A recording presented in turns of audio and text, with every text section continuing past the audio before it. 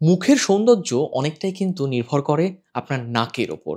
ধারালো বা তীক্ষ্ণ নাক আপনার মুখের সৌন্দর্য, মুখাবয়বের সৌন্দর্য কিন্তু অনেকটাই বাড়িয়ে দিতে পারে। কিন্তু অনেকে আবার চাপা, অসমান নাকের জন্য অনেক সময় লজ্জিত হন, কখনো আত্মবিশ্বাসও হারিয়ে ফেলেন অনেক ক্ষেত্রে। তাই এই চাপা নাক বা অসমান নাকের সমস্যা থেকে মুক্তির উপায় কি আছে? হ্যাঁ, আছে। যদি এই চাপা, অসমান নাককে দূরে সরিয়ে সুন্দর টিকালো নাকের অধিকারী হতে চান, তাহলে কিন্তু আপনাকে এই এপিসোডটি শুনতেই হবে। সম্যক ধারণা পাবেন, আলোচনা করব কলকাতা শহরের বিশিষ্ট চিকিৎসক plastic surgeon doctor Jayanta pine আমার সঙ্গে রয়েছেন। আলোচনা শুরু করার আগে আপনাদের বলি, যারা চ্যানেলে নতুন এসেছেন চ্যানেলটিকে অবশ্যই সাবস্ক্রাইব করুন। স্বাস্থ্য সংক্রান্ত নানা সমস্যা আমরা প্রতিনিয়ত আপনাদের জন্য আলোচনা করছি। ভিডিওটি শেষ পর্যন্ত দেখুন। আশা করি আজকের আলোচনায় যে সমস্ত বিষয়গুলো উঠে আসবে তাতে আপনারা উপকৃত হবেন। ভিডিওটি ভালো লাগলে লাইক করুন। কোনো প্রশ্ন বা মন্তব্য থাকলে নিচে কমেন্ট বক্সে লিখুন এবং শেয়ার করুন। আমাদের এই ভিডিও ডেসক্রিপশনে আমাদের আরও একটি চ্যানেল হেলথ ইমপ্যাক্ট ইউথের লিঙ্ক দেওয়া রয়েছে, যেখানে আমরা তরুণ প্রজন্মের স্বাস্থ্য সমস্যা নিয়ে আলোচনা করছি প্রতিনিয়ত। সেই চ্যানেলটিকেও সাবস্ক্রাইব করে রাখুন। আসুন আজকের আলোচনা শুরু করি। স্যার, আপনাকে স্বাগত জানাচ্ছি হেলথ ইমপ্যাক্ট বাংলায়। ধন্যবাদ অভিষেক আমার এই ইন্টারভিউটা নেওয়ার জন্য। তো যেটা বলবো, অভিষেকের নাক খুবই সুন্দর, তো সবাই নিশ্চয়ই চাইবেন সেরকম নাক হয়ে যাক। আমরা যারা এই ওয়েস্ট বেঙ্গলে থাকি বা ইন্ডিয়াতে থাকি, আমাদের কিন্তু নাকের যে ব্যাপারটা সেটা ককেশিয়ানসদের মতো নয়, ইউরোপিয়ানসদের মতো নয়। আমাদের নাকের চামড়া অনেকটা মোটা থাকে, নাকটা অনেক চওড়া থাকে এবং অনেক ক্ষেত্রেই নাকের ক্ষেত্রে কিন্তু আমাদের রিডিউসড হাইট থাকে। তো এই ব্যাপারগুলো যদি থাকে, পুরুষ হোক বা মহিলা হোক, বিশেষ করে টিনেজ বা 20s বা 30s যারা রয়েছেন, অ্যাক্টিভ লাইফের মধ্যে রয়েছেন, তাদের অনেক সময়তেই অস্বস্তির কারণ হয়ে দাঁড়ায়। অনেক ক্ষেত্রেই তারা একটা সোশ্যাল এম্বারাসমেন্টের মধ্যেও ভোগেন। অনেক ক্ষেত্রে অনেক প্রফেশনের ক্ষেত্রেও তাদের নাকটাকে কিন্তু একটু সুন্দর রাখার দরকার হয়ে পড়ে। এই ব্যাপারগুলো আমরা যখন সার্জিক্যালি করি তখন তাকে সার্জিক্যাল রাইনোপ্লাস্টি বলি এবং এটা একটা ভাস্ট টপিক। খুব ভালোভাবে আমরা আজকে এই বিষয়টা নিয়ে আলোচনা করব। আপনাদের মনে যে সমস্যাগুলো আছে বা যে কোশ্চেন্সগুলো আছে, আশা করি সেগুলো আমরা অ্যাড্রেস করতে পারবো। স্যার, শুরুতেই তাহলে একটু জানতে হবে যে কাদের ক্ষেত্রে রাইনোপ্লাস্টি করতে হবে। রাইনোপ্লাস্টি যে বিষয়টা রয়েছে, রাইনোপ্লাস্টি পেশেন্ট ক্যাটাগরিকে আমি রাইনোপ্লাস্টি করি রেগুলার। আমি 3টে ক্যাটাগরিতে ভাগ করতে পারি। দেখুন আপনার ক্ষেত্রে কোন জিনিসটা আসছে। কিছু পেশেন্ট আসেন যাদের নাকটা বসা থাকে, নাকের মাঝখানটা বসা থাকে, এটাকে আমরা স্যাডেল নোচ বলি। তো এটা একটা সমস্যা থাকে, যারা চাইছেন নাকের হাইটটা বাড়াতে, এটা 1 নম্বর। দ্বিতীয়ত, কিছু পেশেন্ট আসেন যাদের নাকটা চওড়া, অনেকটাই চওড়া, মুখের তুলনায় নাকটা বেশ চওড়া লাগছে। তো তারা চান চওড়া ভাবটাকে কমিয়ে আনতে, সাইড বাই সাইড কমিয়ে আনতে। এটা একটা গ্রুপ অফ পেশেন্ট থাকে। থার্ড একটা গ্রুপ, খুব রেয়ার একটা গ্রুপ পেশেন্ট আসেন, কিছু পেশেন্ট আসেন যাদের নাকের মাঝখানটা উঁচু থাকে। আমাদের বেশ কিছু, আমি নাম নেব না, সিনেমার সিরিয়াল নায়িকা রয়েছেন যাদের নাকের মাঝখানটা একটু উঁচু, তো এটাকে আমরা নেজাল হাম্প বলি। তো এই 3টে গ্রুপের পেশেন্ট বেসিক্যালি আসেন। কিছু পেশেন্ট আসেন এগুলোর কম্বিনেশন থাকে, যার হয়তো নাকের হাম্প আছে আবার নাকটা চওড়া, আবার অনেকে আছেন যে নাকটা চওড়া আবার বসা। তো তখন এগুলোকে আমরা একটা মিক্সড ক্যাটাগরিতে ফেলতে পারি। দ্বিতীয় আর একটা নাকের বিষয় আমরা যদি দেখি, আমাদের নাকের 2টো অংশ আছে। আপনারা নিজেরা নাকে হাত দিয়ে দেখবেন, আমি হাত দিয়ে বোঝাচ্ছি। একটা অংশ আমরা নাকটাকে নাড়াতে পারি, এটাকে কার্টিলেজেনিয়াস পার্ট বলি। নাকের অর্ধেকটা সেটা থাকে। দেখুন আমার মাথা কিন্তু নড়ছে না, নাকটা আমি হাত দিয়ে নাড়াচ্ছি। সেকেন্ড একটা গ্রুপ, যেটাকে আমি চশমাটা যার উপরে রয়েছে সেটা হাড়। দেখুন হাড় নাড়াতে গেলে কিন্তু নাকটাকে, আমার মাথাটা পুরো নড়ছে। এটা হচ্ছে অসি বা হাড়যুক্ত পার্ট। তো কারো ক্ষেত্রে এই নাকের যে সামনের অংশটা কার্টিলেজেনিয়াস পার্টে অসুবিধে থাকে, কারো হাড়ের অংশে অসুবিধে থাকে। তো এইভাবে পেশেন্ট যারা আসেন, যেমন আজকেই আমার কাছে একজন পেশেন্ট এসেছিলেন, একটা মেয়ে, 22 বছর বয়স। সে বলছে, স্যার নাকের ফ্লেয়ারটা আমার বেশি, তার মানে তার কার্টিলেজেনিয়াস অংশটাতে সমস্যা।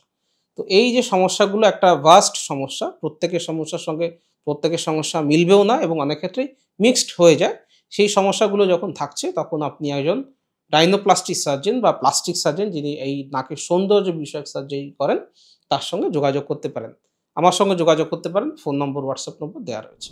স্যার, এবার আমাদের জানতে হবে যে এই নাকের সার্জারি যখন রাইনোপ্লাস্টি আপনি করছেন, এর কতগুলো ভাগ রয়েছে? কি ভাগে আপনারা এটাকে ভাগ করেন? আপনি তো বললেন যে বিভিন্ন অংশ নাকের রয়েছে। সার্জারিটার কি পদ্ধতি বা কি ভাগ রয়েছে? আমরা 2 ধরনের রাইনোপ্লাস্টি করতে পারি। একটা হচ্ছে লিকুইড রাইনোপ্লাস্টি। তো পেশেন্টরা আসার পরে আমরা পেশেন্টের নিডটা কি সেটাকে প্রথমে জেনে নিই এবং এই নিড যেরকম উনি বলছেন, যেরকম উনি চাইছেন, সাধারণত 3টে উপায়ে সেই সমস্যাকে সমাধান করা যেতে পারে। সবার জন্য যে একই রকম সমস্যা রইবে সেটা তো নয়। যেমন ছোট বাচ্চা, তাকে নিশ্চয়ই আমরা বিরিয়ানি বা ঝালের জিনিস খেতে দেবো না, তার জন্য গলা ভাত থাকবে।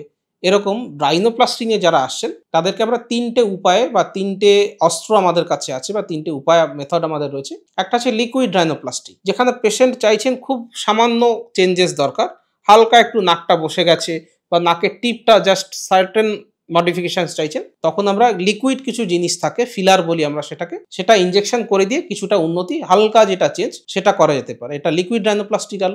2 নম্বর হচ্ছে কিছু পেশেন্ট থাকেন যাদের ডরসাল অগমেন্টেশন দরকার, শুধু মাঝখানটা শুধু বসা আছে, বাকি সব ঠিক আছে। তাদের ক্ষেত্রে আমরা সিলিকন ইমপ্লান্ট ইউজ করতে পারি, তাহলে এটা একটা সিলিকন রাইনোপ্লাস্টি চলে গেল। 3 নম্বর পেশেন্ট রয়েছেন যাদের হাড়ের চেঞ্জ করা দরকার, এই সফট পার্ট বা কার্টিলেজের চেঞ্জ করা দরকার, তাদের ওপেন রাইনোপ্লাস্টি বা কার্টিলেজ রাইনোপ্লাস্টি কিন্তু করতে হতে পারে। তো আপনার জন্য কোনটা দরকার হবে সেটা যেমন এক্সামিন করার বিষয় রয়েছে, তেমনি বিষয় থাকে অনেকে চান ডাউন টাইম কম থাক। ধরুন সেই পেশেন্টের হয়তো অস্টিওটমি বা হাড়ের মডিফিকেশনও করা দরকার, কিন্তু 15 দিন পরে বা 1 মাস পরে তার বিয়ে শাদী রয়েছে, সুতরাং ওই এক্সটেন্সিভ সার্জারি তিনি চাইছেন না। তখন আমরা তার ক্ষেত্রে কিন্তু এই যে মেথডসগুলো রয়েছে সেগুলোর কম্বিনেশন ওয়েটা দিতে পারি, যাতে সে তাড়াতাড়ি রিকভারিতে চলে আসতে পারে। সুতরাং রাইনোপ্লাস্টি যেহেতু একটা মিক্সড বিষয়, আপনার ক্ষেত্রে কোন ব্যাপারটা সবথেকে ভালো ম্যাচ করবে সেটা আপনি যেমন বিভিন্ন ইউটিউবের ভিডিও দেখে একটা আইডিয়া করতে পারবেন, তেমনি রাইনোপ্লাস্টি সার্জনের কাছে গিয়ে আপনাকে খুলে বলতে হবে যে আপনার সমস্যাটা কি মনে হচ্ছে, আপনি ডাউন টাইম কত দিনে চাইছেন, কত এক্সটেন্সিভ চেঞ্জেস আপনি চাইছেন, সেই বিষয়গুলো ডিটেলসে আলোচনা করে আপনার জন্য কোনটা দরকার হবে সেটা একজন ডাক্তারবাবু, যিনি অভিজ্ঞ ডাক্তারবাবু, তিনি কিন্তু আপনাকে বলতে পারবেন। তাহলে স্যার এবার যেটা জানার যে কোন বয়সে গিয়ে রাইনোপ্লাস্টি করা যেতে পারে? এটা কি কোনো নির্দিষ্ট বয়স রয়েছে নাকি যেকোনো বয়সের মানুষই করতে পারেন? ইউজুয়ালি যে রাইনোপ্লাস্টি আমরা প্লাস্টিক সার্জনসরা করে থাকি সেটাকে কসমেটিক রাইনোপ্লাস্টি বলে। এর বাইরেও একটা রাইনোপ্লাস্টি আছে, এটা ফাংশনাল রাইনোপ্লাস্টি। ছোট বাচ্চাদের অনেক সময়তেই দেখবেন ঠোঁট কাটা থাকে, নাক বাঁকা থাকে ভেতরে, তাদের ক্ষেত্রে কিন্তু সেটা ছোট বয়সেই সার্জারি করতে হয়, সেটাও রাইনোপ্লাস্টি।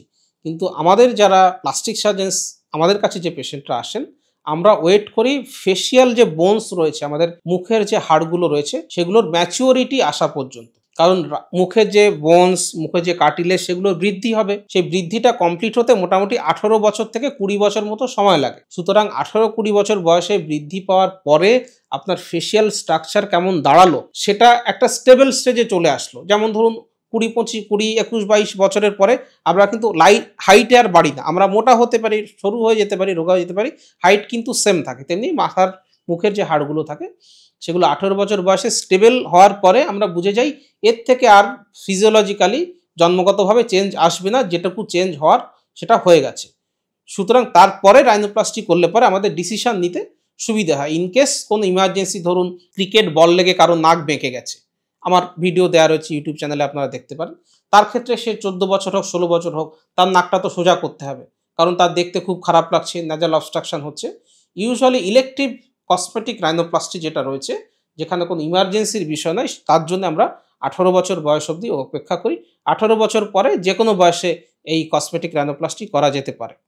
যদি না কম বয়সের জনিত কোনো সমস্যা, ক্লেফট লিপ, ক্লেফট প্যালেট বা ট্রমা বা অ্যাক্সিডেন্টের কারণে নাক বাঁকা হয়ে গিয়ে থাকে, সেটার জন্য যে কোনো বয়সেই করা যায়, যখনই সেটা সেরকম পেশেন্ট আসে করা যায়। এবার তাহলে স্যার আমরা একটু অপারেশনের বিষয়টা সম্পর্কে জানি। এই সার্জারিটা করতে কত সময় লেগে থাকে বা কি পদ্ধতিতে আপনারা করেন? আমি যেটা বললাম 3 ধরনের রাইনোপ্লাস্টি। যদি লিকুইড রাইনোপ্লাস্টি আমরা করছি, শুধু ইনজেকশন করছি ফিলার দিয়ে, তাহলে সেটা তো আধা ঘন্টার বিষয়, আধা ঘন্টা পরে ছুটি করে দেওয়া হয়। যদি আমরা সিলিকন দিয়ে রাইনোপ্লাস্টি করি, সিলিকনের একটা ইমপ্লান্ট আমাদের ভেতরে ঢোকাতে হবে, সেটার জন্য সার্জারিটা করতে আধা ঘন্টা লাগে, আপনাকে 2 ঘন্টা অবজার্ভ করবো, তাহলে 3 থেকে 4 ঘন্টা পরে ছুটি করে দেওয়া যায়। কিন্তু যদি কম্বিনেশনস থাকে, যেখানে আপনার কার্টিলেজ চেঞ্জ করতে হবে, যেখানে আপনার বোনসটাকে মডিফাই করতে হবে, এটা কিন্তু এক্সটেন্সিভ সার্জারির পর্যায়ে পড়ে। প্রায় 3.5 ঘন্টা মতো সার্জারিটা করতে লাগে, 2.5 থেকে 3.5 ঘন্টা সার্জারি টাইম লাগে।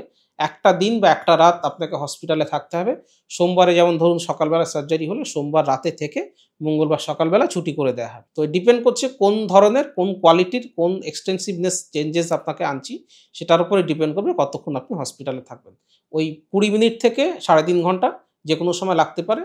সেই দিনের দিন ছুটি থেকে পরের দিন ছুটি, যে কোনো জিনিস রাখতে পারে। এবার স্যার নাকটা তো খুব একটা সেনসিটিভ জায়গা মুখের মধ্যে। এটায় একটু নাকে টোকা লাগলেও অনেক ব্যথা করে, চোখ দিয়ে জল বেরিয়ে আসে।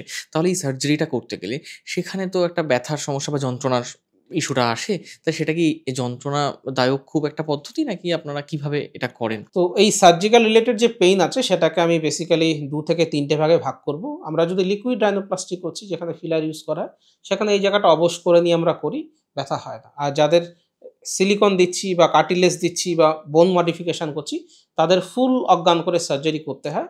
এবং ফুল অজ্ঞান করার সুবিধেই বলবো সেটা হচ্ছে আপনি পুরোপুরি ঘুমিয়ে থাকবেন, কোনো সেন্স আপনার থাকবে না, কোনো ব্যথা আপনার থাকবে না।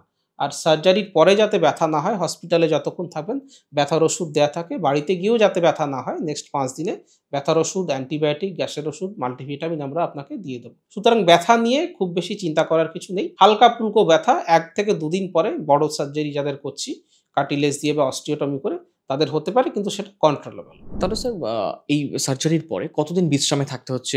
দৈনন্দিন স্বাভাবিক জীবনযাপনে কবে ফিরতে পারছেন? স্কুল, কলেজ, অফিসে কবে আবার যাতায়াত শুরু করতে পারবেন? যদি লিকুইড রাইনোপ্লাস্টি করি যেখানে আমরা ফিলার ইউজ করছি, আপনি তো কোনো ডাউন টাইম নেই। আপনি এটাকে লাঞ্চ টাইম প্রসিডিউরস ও বলা হয়। আপনি সেদিনেই কাজে ফিরতে পারেন। আর যদি সিলিকন ইমপ্লান্ট দিয়ে আমরা করছি তাহলে ৩ থেকে ৫ দিন হোম রেস্ট আপনাকে নিতে হয়। ৫ দিনের পরে আপনি বাড়ির বাইরে বেরোতে পারবেন। কিন্তু যদি তার থেকে বেশি এক্সটেনসিভ থাকে, যেখানে কার্টিলেজ এবং অস্টিওটমি দুটোই আমরা করছি, সেখানে কিন্তু আমরা নাকের উপরে প্লাস্টার করে দেবো। হাড় ভেঙে গেলে যেরকম প্লাস্টার করা হয় তেমনি প্লাস্টার করা থাকবে। এটা ১০ দিন প্লাস্টারটা থাকবে। সুতরাং ১০ দিন কিন্তু আপনি বাড়ির বাইরে বেরোতে পারবেন না। কারণ আমাদের দেশে বিভিন্ন লোক বিভিন্ন কোয়েশ্চেন জিজ্ঞেস করবে, "এই তোর নাকে কি হয়েছে রে?" অমুক-তমুক। সেজন্য ১০ টা দিন কিন্তু সেক্ষেত্রে যারা মেজর মডিফিকেশন চাইছেন তাদের ১০ দিন বাড়িতে থাকতে হবে। এবং এই মেজর মডিফিকেশন যাদের করা হয়, বিশেষ করে অস্টিওটমি যদি করা হয়, তাদের কিন্তু আমরা বলি বাড়িতে রেস্টে থাকতে এবং এই ওষুধপত্র খেতে ১০ দিনের পরের থেকে আমরা যখন এই প্লাস্টারটা সরিয়ে দেবো, তারপরের থেকে আপনি বাড়ির বাইরে যেতে পারবেন। সুতরাং কতদিনের ছুটি দরকার সেটা ডিপেন্ড করে আপনাকে কি ধরনের রাইনোপ্লাস্টি করা হলো বা আপনার ক্ষেত্রে কি ধরনের রাইনোপ্লাস্টি প্ল্যান করা হয়েছে তার উপর। এবার স্যার সর্বোপরি একেবারে শেষ প্রান্তে এসে যে প্রশ্নটা জানতে চাইবো যে এই রাইনোপ্লাস্টি চিকিৎসার বা সার্জারির ক্ষেত্রে খরচটা কত হয়? রাইনোপ্লাস্টি ডেফিনিটলি এটা একটা খুব জটিল সার্জারি। যদি ফিলার রাইনোপ্লাস্টি করছি বা রাইনোপ্লাস্টি আমরা ফিলার মেটেরিয়াল দিয়ে করি, যেটাকে লিকুইড রাইনোপ্লাস্টি বলা হয়, সেটার ক্ষেত্রে ডিপেন্ড করে কোন কোম্পানির ফিলার ইউজ করা হচ্ছে, কত এমএল এর ফিলার ইউজ করা হচ্ছে সেটার উপরে। ইউজুয়ালি ফিলার রাইনোপ্লাস্টি ২৫ থেকে ৪৫ হাজারের থেকে শুরু হয়। সেটা ফিলারের উপরে ডিপেন্ড করে, তার থেকেও বেশি বাড়তে পারে। যদি আমরা সিলিকন রাইনোপ্লাস্টি করি সেটা অ্যারাউন্ড 60 to 80,000 মতো খরচা হয়। আর যদি আমরা অস্টিওটমি, অন্যান্য প্রসিডিউরস যেটা মেজর রাইনোপ্লাস্টি হয়ে গেল, সেটা যদি আমরা করি সেটা ৮০,০০০ থেকে ১,২০,০০০ মতো আজকালকার দিনে আমার ক্লিনিকে যদি আমি করি সেটা কিন্তু খরচা হয়। এটা ২০২৫ সালে বললাম। স্বাভাবিকভাবে যারা পরবর্তী সময়ে ভিডিওটা দেখবেন সেই সময়ের জন্য কতটা রেট রয়েছে সেটা ক্লিনিকে ফোন করলে পারে, ছবি পাঠালে পারে, ছবি দেখে আপনার কি কন্ডিশন আমরা সেই ব্যাপারটাকে আপনাকে বলতে পারবো। সুতরাং দর্শক বন্ধু, চাপা বা অসমান নাক সবসময় শুধুমাত্র শারীরিক জটিলতাই নয়, অনেক সময় মানসিক আত্মবিশ্বাসের ঘাটতিও যোগায়। কিন্তু এই সমস্যা থেকে মুক্তির উপায় তো স্যার এতক্ষণ ধরে আপনাদের বললেন। রাইনোপ্লাস্টি এমন একটি পদ্ধতি যা আপনার হারিয়ে যাওয়া আত্মবিশ্বাসকে ফিরিয়ে দিতে পারে। যদি এই বিষয়ে অন্য কোনো প্রশ্ন থাকে নিচে কমেন্ট বক্সে লিখুন। আপনাদের প্রশ্ন নিয়ে আমরা পরবর্তীতে আবার আলোচনা করব। আজকের মতো এই পর্ব এখানেই শেষ করছি। ভালো থাকবেন, সুস্থ থাকবেন, সঙ্গে থাকবেন। ধন্যবাদ।